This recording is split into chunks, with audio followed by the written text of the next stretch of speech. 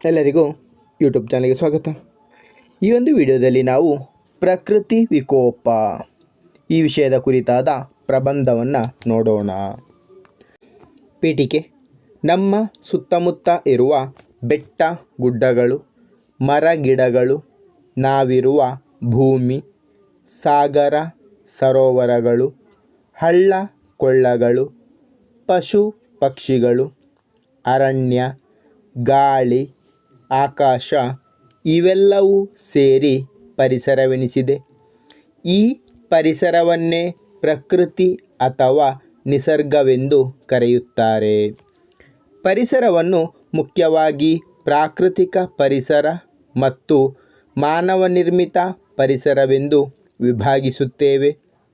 ನದಿ, ಸಮುದ್ರ, ಸರೋವರ, ಅರಣ್ಯ, ಬೆಟ್ಟಗುಡ್ಡ, ಪರ್ವತ ಮುಂತಾದವು ಪ್ರಾಕೃತಿಕ ಪರಿಸರವಾದರೆ, ಕಟ್ಟಡಗಳು, ಕೃಷಿ ಭೂಮಿ, ಕೈಗಾರಿಕೆಗಳು, ನಗರಗಳು, ಅಣೆಕಟ್ಟುಗಳು, ಕಾಲುವೆ, ರಸ್ತೆಗಳು ಮಾನವ ನಿರ್ಮಿತ ಪರಿಸರವಾಗಿದೆ. ಪರಿಸರವನ್ನು ಬಿಟ್ಟು ಮನುಷ್ಯ ಜೀವನ ಸಾಧ್ಯವೇ ಇಲ್ಲ. ಆದರೆ ಇಂದು ಮನುಷ್ಯ ತನ್ನ ಸ್ವಾರ್ಥ ಸುಖಕ್ಕಾಗಿ ಪರಿಸರವನ್ನು ದುರ್ಬಳಕೆ ಮಾಡುತ್ತಿದ್ದಾನೆ, ಪರಿಸರವನ್ನು ಹಾಳು ಮಾಡುತ್ತಿದ್ದಾನೆ. ಇದರಿಂದಾಗಿ ಅತಿವೃಷ್ಟಿ, ಅನಾವೃಷ್ಟಿ, ಹವಾಮಾನದ ಏರುಪೇರುಗಳು ಸಂಭವಿಸಿ ಸುನಾಮಿ, ಪ್ರವಾಹ, ಚಂಡಮಾರುತ, ಭೂಕಂಪ ಮೊದಲಾದ ಪ್ರಕೃತಿ ವಿಕೋಪಗಳು ಉಂಟಾಗುತ್ತಿವೆ. ಇತ್ತೀಚಿನ ವರ್ಷಗಳಲ್ಲಿ ಉತ್ತರ ಕರ್ನಾಟಕದ ಹಲವು ಜಿಲ್ಲೆಗಳಲ್ಲಿ ಅತಿವೃಷ್ಟಿ ಉಂಟಾಗಿ ಎಂದೂ ಬೀಳದಷ್ಟು ಮಳೆ ಸುರಿಯಿತು. ಊರುಗಳು ಜಲ ಪ್ರಳಯದಲ್ಲಿ ಮುಳುಗಿದವು. ಸಾವಿರಾರು ಮನೆಗಳು ಉರುಳಿದವು. ಜನ ಹಾಗೂ ಜಾನುವಾರುಗಳು ಪ್ರಾಣ ಕಳೆದುಕೊಂಡವು. ಲಕ್ಷಾಂತರ ಬೆಲೆಯ ಬೆಳೆ ಹಾಳಾಯಿತು. ಬಹುತೇಕ ಜನರಿಗೆ ನಿಲ್ಲಲು ನೆಲೆಯಿಲ್ಲದ, ತಿನ್ನಲು ಆಹಾರವಿಲ್ಲದ ಗತಿ ಬಂತು. ಸರಕಾರವು ಹೆಲಿಕಾಪ್ಟರ್ಗಳ ಮೂಲಕ ಜನರಿಗೆ ಆಹಾರ ಪೊಟ್ಟಣಗಳನ್ನು ವಿತರಿಸಿ, ದೋಣಿ, ತೆಪ್ಪಗಳ ಮೂಲಕ ಸುರಕ್ಷಿತ ಸ್ಥಳಗಳಿಗೆ ಜನರನ್ನು, ಜಾನುವಾರುಗಳನ್ನು ಸ್ಥಳಾಂತರಿಸಿತು.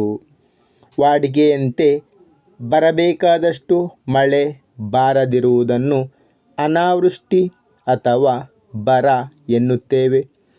ಆಗ ಬೆಳೆ ಇರುವುದಿಲ್ಲ, ಕುಡಿಯಲು ನೀರು ದೊರಕುವುದಿಲ್ಲ, ಜನರಿಗೆ, ಜಾನುವಾರುಗಳಿಗೆ ಆಹಾರ ಮತ್ತು ನೀರಿನ ಅಭಾವ ಉಂಟಾಗುತ್ತದೆ. ಇತ್ತೀಚೆಗೆ ಕರ್ನಾಟಕದ ಅನೇಕ ಜಿಲ್ಲೆಗಳಲ್ಲಿ ಬರ ಪರಿಸ್ಥಿತಿ ಇರುವುದು ಕಂಡುಬಂದಿದೆ. ಇದಕ್ಕೆ ವಿರುದ್ಧವಾಗಿ ವಾಡಿಕೆಗಿಂತಲೂ ಅಧಿಕ ಪಟ್ಟು ಮಳೆ ಬೇಡವಾದ ಸಮಯದಲ್ಲಿ ಸುರಿಯುವ ಸ್ಥಿತಿಯೇ ಅತಿವೃಷ್ಟಿ.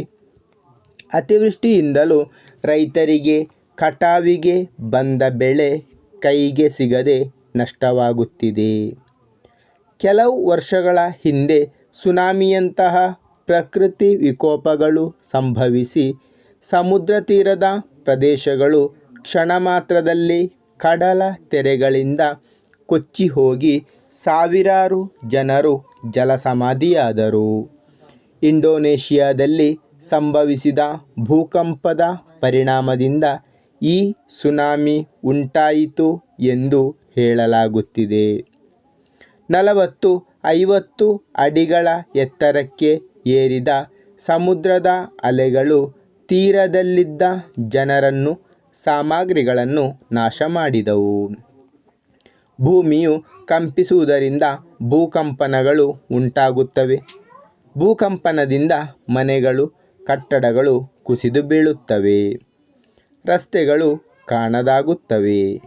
ವಿದ್ಯುತ್, ದೂರವಾಣಿ ಮೊದಲಾದ ಸಂಪರ್ಕಗಳು ಸಂಪೂರ್ಣವಾಗಿ ನಾಶವಾಗುತ್ತವೆ.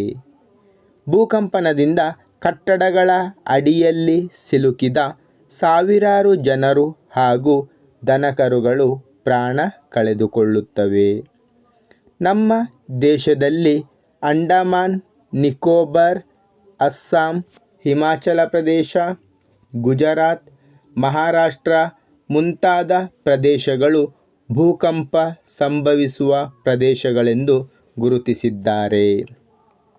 ಜಪಾನ್ ದೇಶದಲ್ಲಿ ಆಗಾಗ ಭೂಕಂಪಗಳಾಗುತ್ತಿದ್ದು, ಇದರಿಂದ ರಕ್ಷಣೆ ಪಡೆಯಲು ಅಪಾಯ ಬಾರದಂತಹ ಮನೆಗಳನ್ನು ನಿರ್ಮಿಸುವುದರಲ್ಲಿ ಅಲ್ಲಿನ ಜನ ಯಶಸ್ವಿಯಾಗಿದ್ದಾರೆ. ಇತ್ತೀಚೆಗೆ ಜಾಗತಿಕ ತಾಪಮಾನ ಹೆಚ್ಚುತ್ತಿದೆ. ಇದರಿಂದ ಹಿಮಗಡ್ಡೆಗಳು ಕರಗುತ್ತಿವೆ.